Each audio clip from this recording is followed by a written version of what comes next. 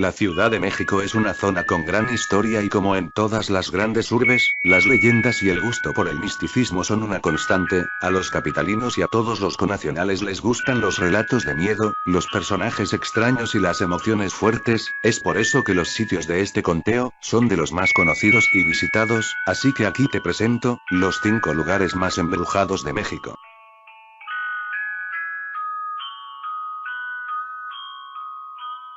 En la Barranca El Castillo, en la tercera sección del bosque de Chapultepec, muy cerca del Panteón de Dolores, hay una casa que es uno de los principales atractivos de los amantes de sucesos paranormales. Si te adentras en el bosque con dirección a la casa, escucharás risas de niños, lamentos de una mujer y quizás podrás observar algunas sombras antropomorfas paseándose entre los árboles. Para entrar a la casa, se debe cruzar un puente arruinado y viejo. Al caminar sobre él se escucha la madera crujir. La casa siempre está rodeada de una espesa niebla, sin importar las condiciones del clima, y si divisas hacia la casa, podrás ver el rostro de una anciana mal encarada asomándose por una de las ventanas. Se dice que en esta lujosa casa vivió una solitaria mujer de avanzada edad, suplía sus necesidades de compañía ayudando a los demás, les daba comida, cobijo y techo a los niños más pobres. Sin embargo, estos niños de la calle no tenían buenos modales, y comenzaron a fastidiar a esta pobre mujer. Un día la conducta de los jóvenes colmó la paciencia de la anciana, y en un arrebato de ira, la mujer los asesinó a todos.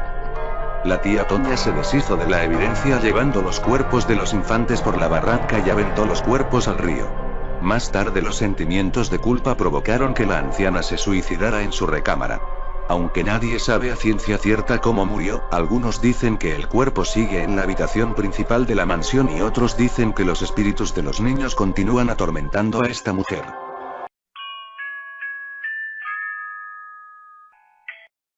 Tlatelolco es una unidad habitacional ubicada en el DF, México, la cual está marcada tristemente por una de las tragedias más mortíferas de la historia reciente de México. En la Plaza de las Tres Culturas, ubicada en el centro de la unidad habitacional, el 2 de octubre de 1968 fueron masacrados miles de estudiantes que se manifestaban pacíficamente en ese sitio.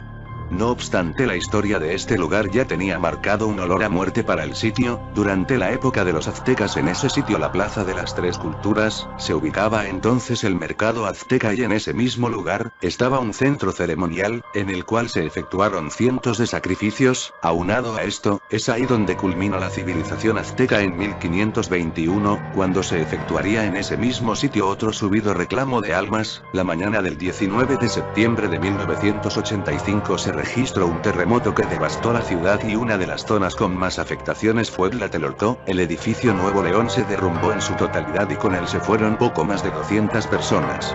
El misterio y la leyenda sobre este enigmático edificio radica en muchas historias. Una de ellas, que incluso se cuenta entre los vecinos del edificio Chihuahua, se da, ya que aseguran que en las tardes lluviosas es posible ver agua de color rojo sangre resbalando por las escaleras de la Plaza de las Tres Culturas, como recuerdo de la matanza ocurrida en aquel sitio el 2 de octubre del año 1968. Al parecer desde ese entonces, una energía negativa ha marcado con misterio el lugar, como si hubiera una extraña maldición en este. Bastan los hechos históricos para darse cuenta. Hay gente que dice o cree que la matanza del 2 de octubre del 68 fue la paga de una deuda en donde ya se había derramado mucha sangre. Entre las historias que se cuentan, además de los supuestos fantasmas o espíritus, hay una que cuenta que el sonido de una pelota y los gritos de un niño se hacen presentes por las noches.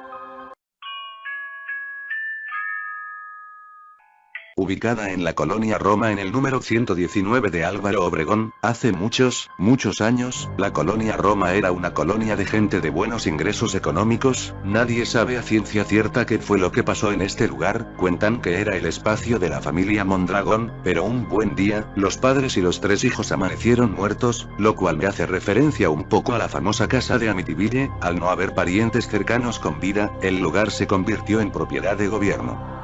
La Casa Negra es considerada uno de los lugares más embrujados de la Ciudad de México, habitación perfecta para que los indigentes pasen ahí la noche. Sin embargo, nadie ha podido siquiera pasar unas horas en el interior del recinto. La fachada está ya muy dañada por el paso del tiempo y los grafitis. Además, afuera existen muchos puestos de comida, los cuales esconden un poco esta famosa Casa Negra. La gente que vive cerca o come en los puestos de alimentos que se encuentran cerca, afirman que después de las 10 de la noche, la temperatura baja drásticamente, el ambiente se torna pesado, se escuchan ruidos muy fuertes, las puertas se abren y se cierran solas, se escuchan voces y gritos, además, si tienen suerte podrán sentir como unas manos los empujan hacia la salida. Muchas leyendas han nacido en este callejón, llamado comúnmente como el Callejón del Aguacate. Una de las leyendas más nuevas del callejón es que en la esquina donde se encuentra un pequeño altar a la Virgen, se dice que una niña de 7 años fue brutalmente asesinada. Cuando se encontraba jugando en dicho lugar un auto la atropelló, el sujeto se dio a la fuga y la pequeña quedó agonizando y según la leyenda el diablo le hizo un pacto para salvarla. Sin embargo todo era una trampa, pues lo único que hizo fue llevarla a una dimensión donde jamás logró salir, pero se cree que la pequeña aún pena por este lugar entre 2 y 3 de la mañana. La leyenda más popular.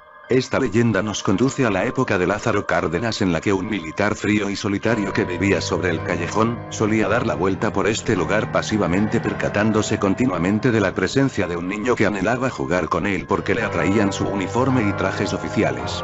Al militar le molestaba que se le acercara el niño con tanta insistencia por lo que en un momento de desesperación, lo golpea brutalmente llevándolo hasta el árbol que se encuentra en la esquina del Callejón del Aguacate, y lo ahorca colgándolo en el árbol, justamente el que está atrás de la Virgen. Cuenta la leyenda que se oyen los gemidos y la presencia del niño, inclusive su cara de sufrimiento se forma en el tronco del árbol. Para quienes han visitado este lugar a medianoche se siente el ambiente lúgubre y tenebroso, recordando aquel cruel asesinato, quedando como único testigo un monje que observaba el asesinato desde la ventana del claustro, donde vivían 7 monjes. Cañitas es una casa en donde vive Carlos Trejo, autor del libro Cañitas, en donde se relatan diversos sucesos extraordinarios. La historia cuenta que Norma estaba desesperada por contactar a un exnovio, quien había fallecido en un accidente automovilístico. Su hermano Carlos, le comentó que podrían intentar comunicarse con él, usando una ouija, así que iniciaron el procedimiento junto con sus hermanos menores Jorge y Luis, además de Sofía Cacheux, la esposa de Carlos, y Emmanuel, el novio de Norma. En la reunión, Emmanuel comenzó a convulsionarse, y se dice que un espíritu maligno se apoderó de su cuerpo. La voz del joven Emmanuel cambió y dijo: "Nunca podrán parar lo que ustedes desataron". De acuerdo con el relato de Carlos Trejo, días después de ese momento comenzaron a ocurrir sucesos paranormales y apariciones de fantasmas, además de algunas muertes extrañas de la mayoría de los inquilinos del inmueble. Carlos Trejo inició una investigación y aseguró encontrar los restos de un antiguo cementerio de monjes de Tacubaya debajo de su casa, mismos que jugaron un papel durante la Inquisición. De acuerdo con el escrito de Cañitas, las apariciones del espíritu coincidían con un monje satánico que regresaba al mundo terrenal cada 10 años, para acabar con las nuevas generaciones que habitaran el predio. Trejo asegura haber hecho un trato con el monje. Él debería publicar la historia de lo que ocurre ahí a cambio de que el monje no lo matara.